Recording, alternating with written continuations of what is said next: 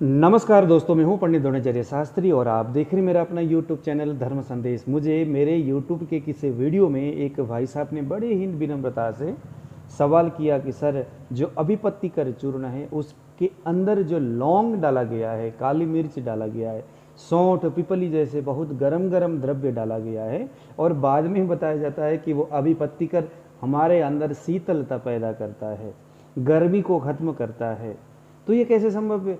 लौंग जो बहुत बड़ा गर्म दवाई है, पिपली और सौंठ कितना गर्म है। एक गर्म दवाई को खिला करके आप ये उम्मीद रखो कि भाई गर्मी खत्म हो जाए, तो ये कंपोजिशन का क्या रीजन है, इसका क्या मतलब है? अभिपत्ति कर चूर्ण किन रोगों में दिया जाता है और क्यों दिया जाता है?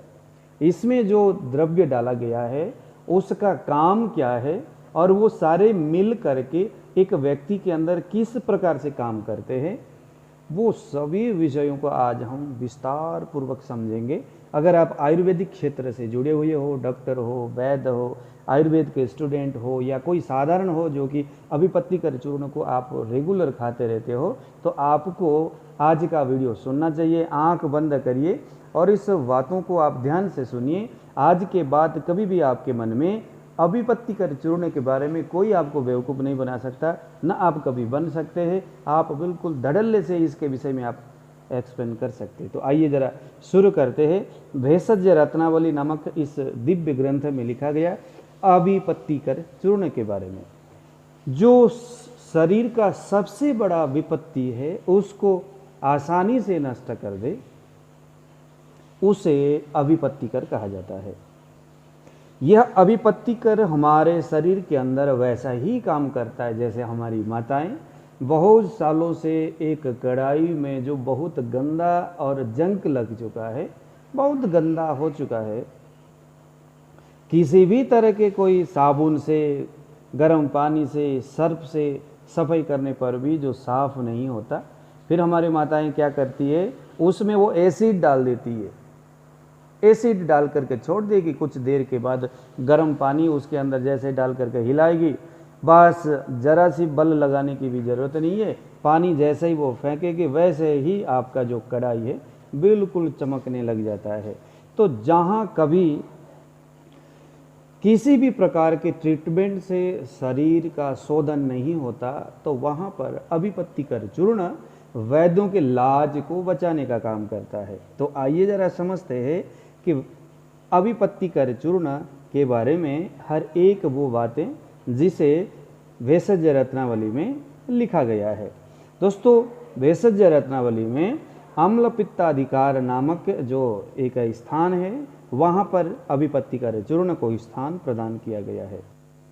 ग्रंथकार लिखते हैं कि ये हाइपर एसिडिटी में मूत्रबद्धता, यानी कि किसी के यूरिनरी ब्लैडर से यूरिन पास नहीं हो रहा है या बहुत पीला पीला यूरिन आ रहा है और कहीं थोड़ी बहुत जलन के साथ पेशाब नहीं निकलता, वहाँ पर और मंदाग्नि की स्थिति में और अति क्लेद के स्थिति में, प्रमेह यानी डायबिटीज का एक रूप वहाँ पर, कॉन्स्टिपेशन में और बवासीर में, इन 4-5 रोगों में अभिपत्ति कर चूर्ण बहुत फायदा करता है, ऐसा बताया गया है। अब हम इसी विषय के ऊपर बाद में एक्सप्लेन करेंगे कि इन रोगों में अभिपत्ति कर चूर्ण किस तरह से और क्यों फायदा करता है, इसको हम जरा ध्यान से समझेंगे। सबसे पहले आप इस चीज़ को देखिए कि अभिपत्ति कर चूर्ण में कौन कौन सा घटक द्रव्य इसमें डाला जाता है। देखिए, यहाँ एक त्रिफला, आंवला, हरड़ और वहेड़ा। अब इसके जरा रासायनिक कंपोजिशन को देखो। एक तो त्रिफला रसायन है, रसायन जो शरीर में रसायन को उत्पन्न करे, शरीर में इम्यून सिस्टम को डेवलप करे, शरीर और हमारे मन की जो स्थिति है उसमें सात्विकता को पैदा करे, वो रसायन है। आंवला और हरित की इन दोनों द्रव्यों में अम्ल पित्त को शमन करने की एक विशेष शक्ति रहता है, इसीलिए रसायन के करके इसको जाना जाता है।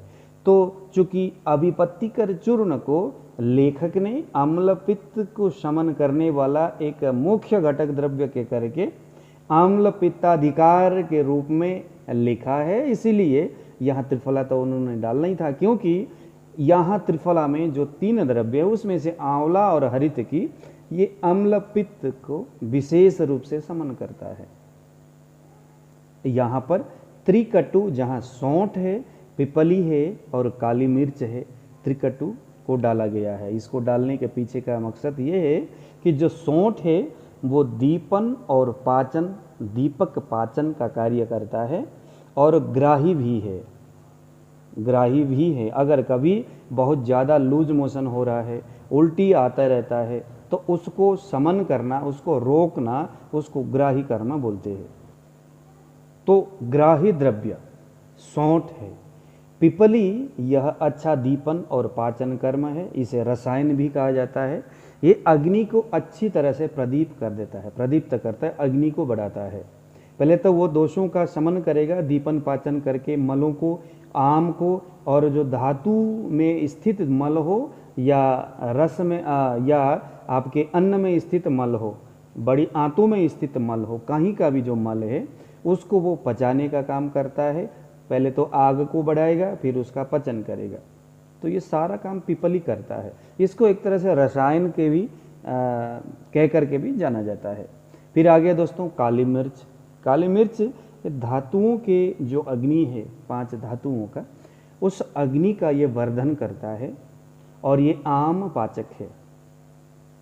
नागरमोथा, नागरमोथा दोस्तों दीपन पाचन के साथ साथ वायु को शमन करता है।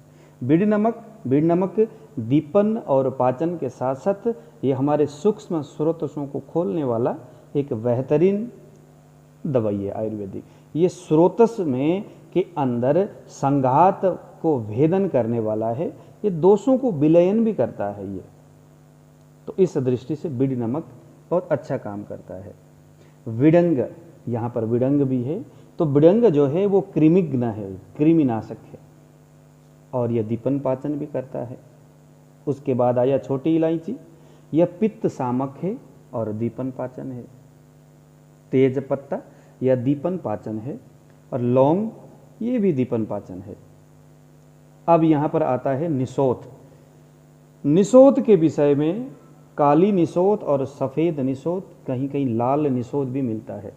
ज़्यादातर जो सफ़ेद निशोथ है वही इंसान के लिए उपयोगी है और फ़ायदेमंद है। काली निशोथ के अंदर बहुत सारे अवगुण देखा जाता है।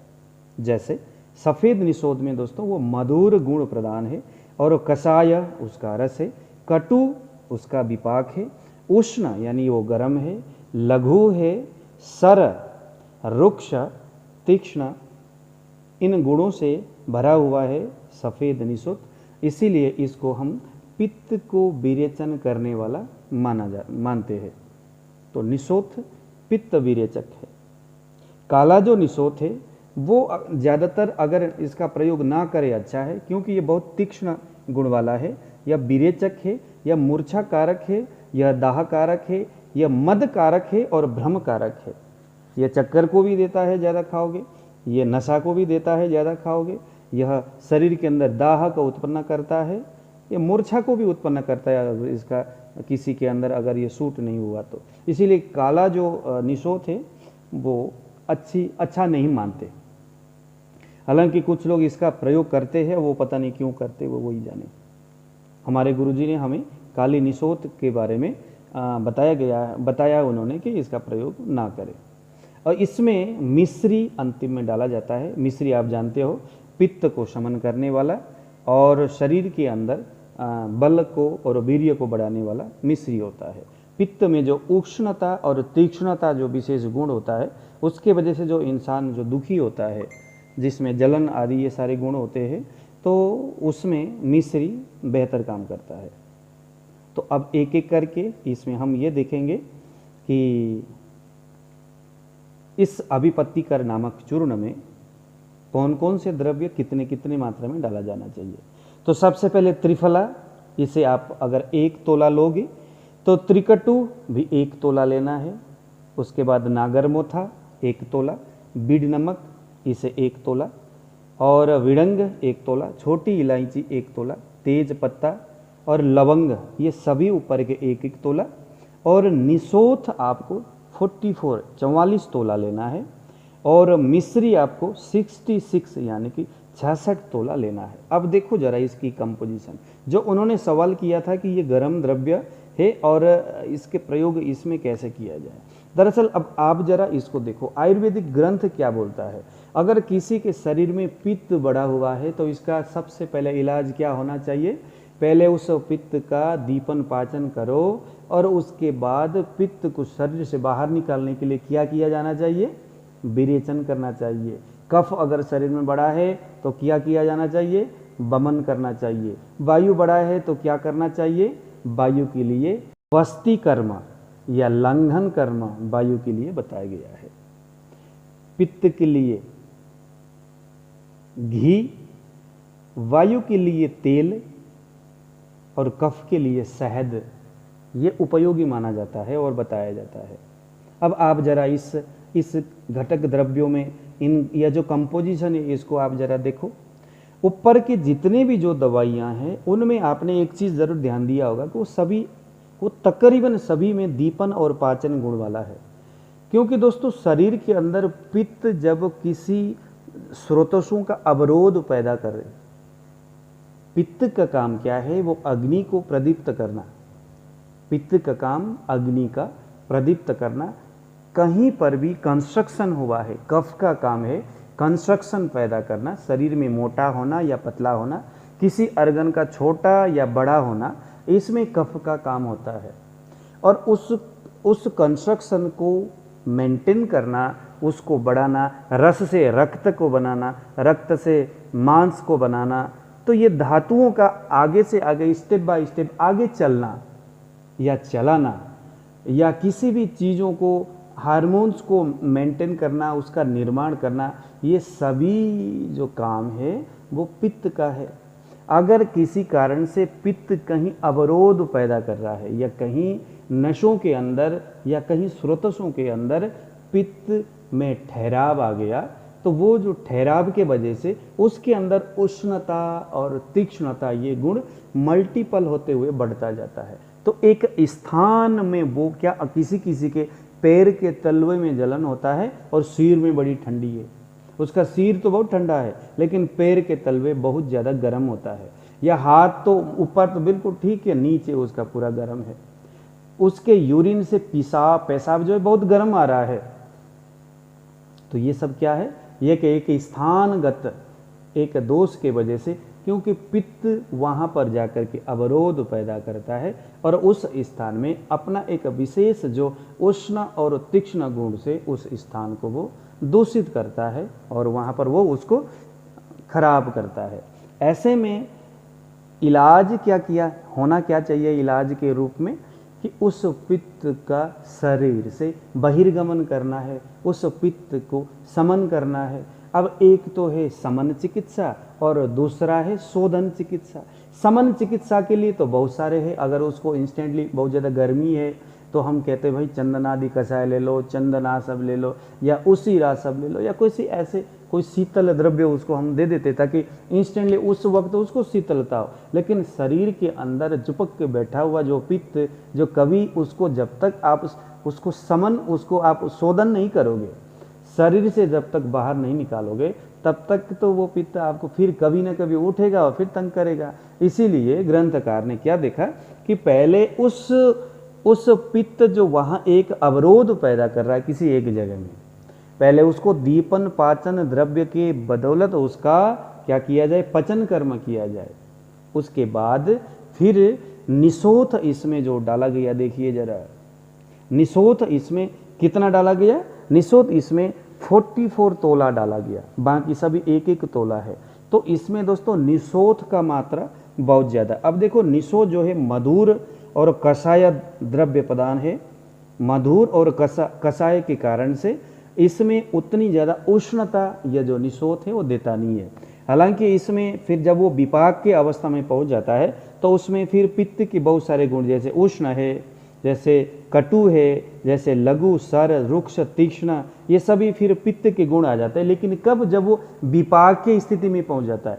किसी भी अन्न का या भोजन का दो रस की परिकल्पना की जाती है, एक जब वो हम खाते, जैसे बर्फ है, बर्फ को जब आप मुंह में डालोगे तो बर्फ क्या होगा, वो शीतल होगा, वो ठंडा होगा। लेकिन अंततोगत्वा बर्फ शरीर के अंदर जो प्रभाव दिखाएगा वो बहुत गर्म प्रभाव दिखाएगा। तो बर्फ को हम शीत शीत प्रभाव वाला लेकिन उष्ण वीर्य वाला कहते हैं। वीर्य शब्द जो आता है वो पकने के बाद जो, जैसे पकने के बाद जो अपना जो गुण वो उत्पादन करता है शरीर के अंदर, स्टमक में हो या आपके लीवर में हो या स्मॉल इंटेस्टाइन में हो, जब उसका परिपाक होता है आपके स्मॉल इंटेस्टाइन में या आपके लीवर में, उसके रस बनने के बाद रस का जब परिपाक होता है, वहाँ पर जो द्रव्य जो गुण उत्पन्न होता है उसे हम क्या बोलते हैं, उसे हम बोलते हैं विपाक। तो यह जो निषोध है, पहले जब हम खाते हैं तो वो क्या होगा, स्टमक में मधुर प्रधान गुण उसका उत्पन्न होता है। लेकिन जैसे ही ये परिपाक होगा, इसका जो विपाक जो है वो फिर सारा पित्त का है, क्योंकि अंदर जाकर के इसने उस पित्त के संपूर्ण जो गुण है उसको उठा करके उसको वेला फुसला के, देखो मैं एक उसी हिसाब से मैं आपको मैं समझा रहा हूँ ताकि आपको आसानी से समझ में आए। निषोध जो है वो विविध अपना त्रिकटु हो गया, त्रिफला हो गया, बीड़ नमक हो गया, नागर मोथा हो गया और बिड़ंग हो गया, छोटी इलायची, तेज पत्ता, ये सारे दीपन पाचन गुण वाले द्रव्यों को साथ में लेके निषोध अंदर जो अवरोध पैदा करने वाला जो पित्त है उसके चारों ओर उसको पका करके फिर निषोध का एक मुख्य जो कर्म क्या है निषोध का, वो है पित्त को स्रावित करना, यानी पित्त को विरेचन करना। निषोध का मुख्य काम ही यही है कि आपको लूज मोशन करा दे। चूंकि मैंने आपको पहले ही बताया था पित्त को शरीर से बाहर निकालना जरूरी है और वो विरेचन से ही होता है। बमन करके पित्त कभी शांत नहीं होता, न ही आपका वस्ती क्रिया के माध्यम से आपका पित्त समन होगा। पित्त समन होगा विरेचन से, और जो निषोध है वो विरेचन कारक है। अब निषोध के बाद देखिए जरा, यहाँ पर मिश्री है। मिश्री जो है यहाँ पर खड़ी मिश्री डाला जाता है जो विशेष मधुर गुण वाला है, और जो पित्त की उष्णता और तीक्ष्णता वाले इस विशेष गुण को ये क्या करता है, समन करता है। यानी ऊपर से जितने भी गर्म चीज़ें डाला गया, और उसके बाद निषोध का जो विपाक गुण जो उष्ण अभी यहाँ बन रहा है, विपाक में उष्ण है, वैसे निषोध गर्म नहीं है। वैसे ही यहाँ पर लिख देखो मधुर और कषाय गुण वाला है निषोध, तो ये दोनों ही शीतल होता है।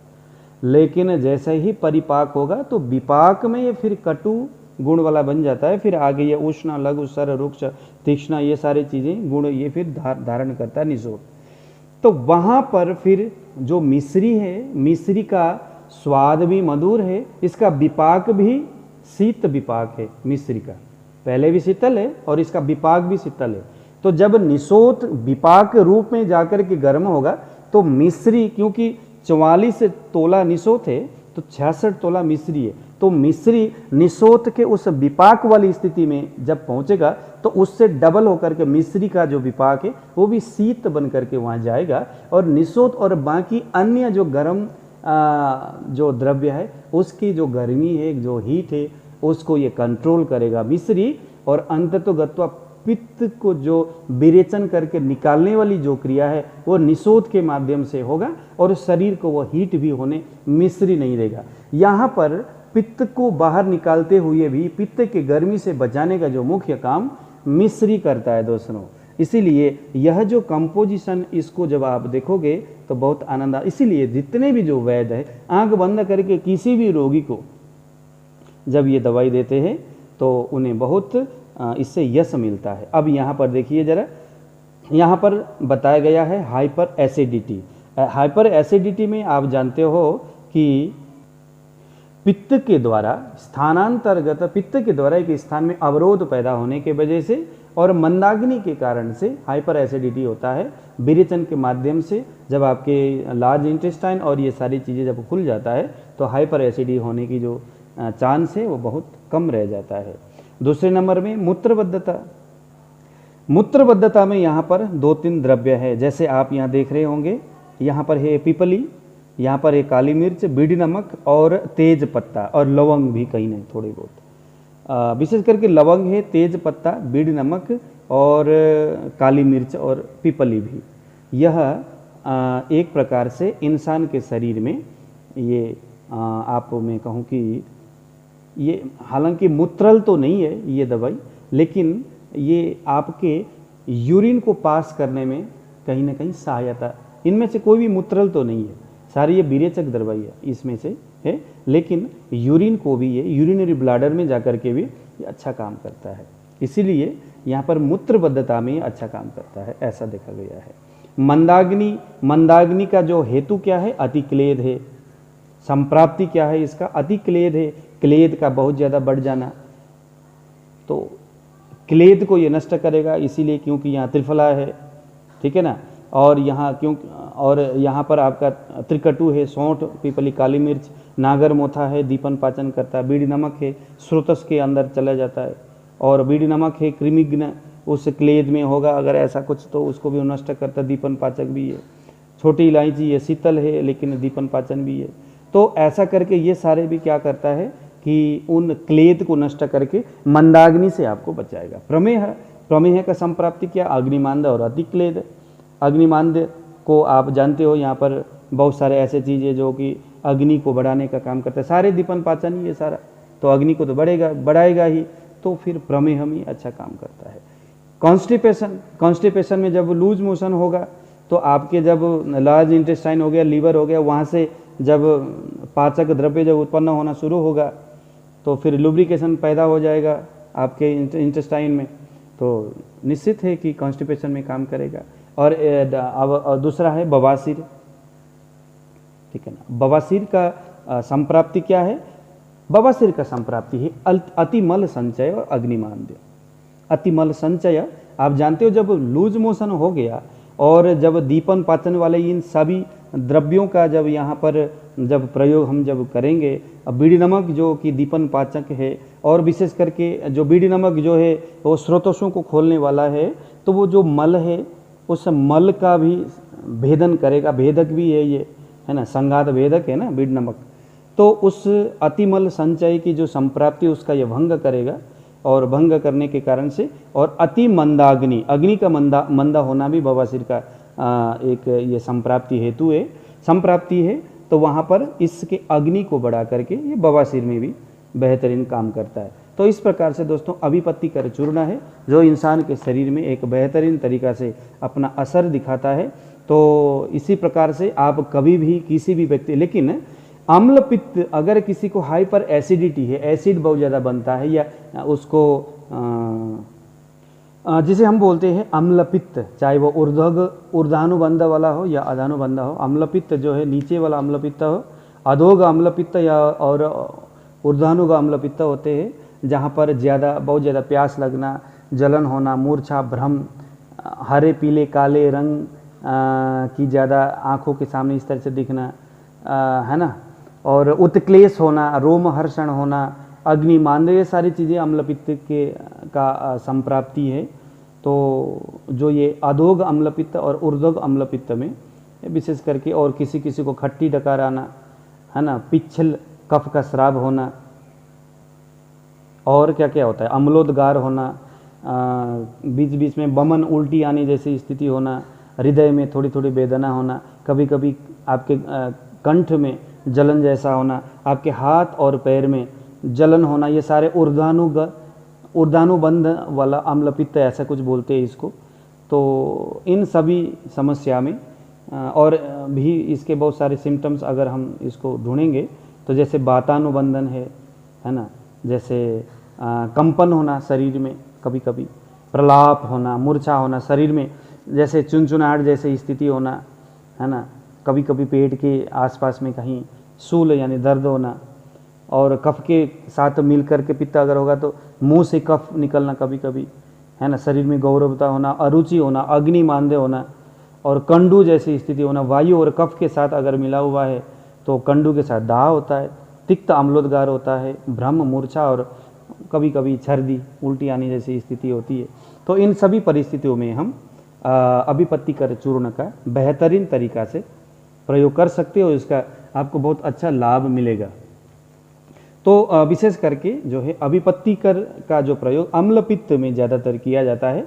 मंदाग्नि, प्रमेह, कॉन्स्टिपेशन, बवासीर, मूत्रबद्धता और हाइपर एसिडिटी, ठीक है, इनमें भी हम अभिपत्तिकर चूर्ण का प्रयोग कर सकते हैं। तो दोस्तों ये रहा आपके लिए अभिपत्तिकर चूर्ण का मेरे हिसाब से जितना हमें पता है, जितना हमें गुरुओं ने सिखाया हुआ है, उस हिसाब से जो जो घटक द्रव्य डाला गया उनका यहाँ किस तरह से इसमें प्रभाव होता है और है ना, उनके सूक्ष्माति सूक्ष्म गुणों के आधार पर मैंने अपने यथा ज्ञान आपके सामने इसको समझाने का और बताने का प्रयत्न किया। इस वीडियो को आप 1-2 बार सुन लीजिएगा ताकि आपको इस अभिपत्तिकर चूर्ण के बारे में अच्छा नॉलेज मिलेगा। इसमें अगर आपको कोई बातें समझ में नहीं आई तो कमेंट में आप लिखिए। इसके बाद आपको कौन सा घटक द्रव्य, कौन सा ऐसा आयुर्वेदिक दवाई है जिसके बारे में आपको पता नहीं है, कि पता नहीं इसके कंपोजिशन में आपको कन्फ्यूज है, तो आप ज़रूर मुझे कमेंट करके आप लिख लीजिएगा। तो मैं आपको फिर उसके बारे में जितना हम जानते, अगर मैंने पढ़ा हुआ है उसके विषय में, तो मैं आपको उसको एक एक अक्षरशः अच्छी तरह से मैं उसके बारे में एक्सप्लेन करने का प्रयत्न करूंगा। तो दोस्तों आज मुझे दीजिए विदा। और जाते जाते एक बात कहूं कि अगर आप आयुर्वेद को अच्छी तरह से, इसी तरह से आप अगर सीखना चाहते हो, समझना चाहते हो, अगर आप ज्योतिष के विषय में गहरी नॉलेज लेना चाहते हो और धर्मशास्त्र के विषय में जानकारी लेना चाहते हो, तो मेरे इस वीडियो को आप ज़रूर लाइक करें, कमेंट में अपने बारे में लिखिए और साथ साथ में इसको सब्सक्राइब करें। और उसके बाद जब आप बेल आइकन को दबाएंगे तो ऑल जो लिखा है उसमें आप ज़रूर क्लिक करें, ताकि आने वाले समय में मेरा कोई भी वीडियो जब मैं अपलोड करूं तो आपके मोबाइल में नोटिफिकेशन के माध्यम से आप तक पहुंच जाए। और एक दूसरी बात, आयुर्वेदिक अगर आप प्रचार होते हुए देखना चाहते हैं और इसी तरह के विचारों का अगर आप समर्थन करते हैं तो इस वीडियो का ज़रूर आपके जो फेसबुक है, व्हाट्सएप ग्रुप में ज़रूर आप इसको शेयर कीजिएगा। तो आज दीजिए विदा। जय श्री राम।